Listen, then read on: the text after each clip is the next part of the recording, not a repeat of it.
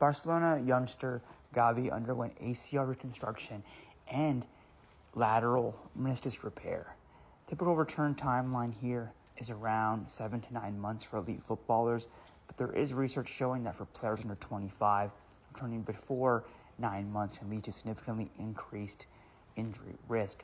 A keynote here is on the meniscus. The fact that they were able to repair it bodes very well for his medium and long-term prospects.